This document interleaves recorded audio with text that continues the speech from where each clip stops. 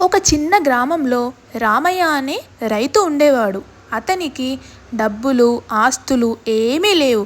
కానీ ప్రతిరోజు గుడికి వెళ్ళి శివలింగం ముందు కూర్చొని ఎంతో భక్తితో ప్రార్థించేవాడు. అయితే ఒకరోజు పండగ వచ్చింది. ఆ పండగకి అందరూ పూలు, పళ్ళు, నైవేద్యాలు తీసుకొని వచ్చారు.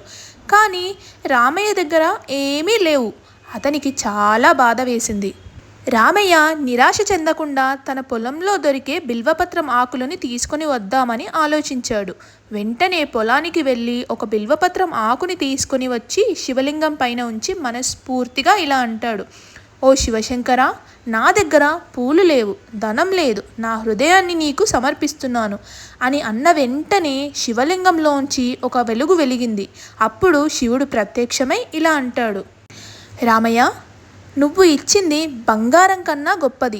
నీ భక్తి పవిత్రమైనది. నేను నీకు ఎప్పటికీ అండగా ఉంటాను అని అంటాడు. ఈ కథలోని నీతి ఏంటంటే, దేవుడు మన భక్తిని మాత్రమే చూస్తాడు. ఆస్తి, పూలు, బంగారం ఇవన్నీ తరువాతివి. నిజమైన భక్తి ఉన్న దగ్గరే దేవుడు కూడా ఉంటాడు.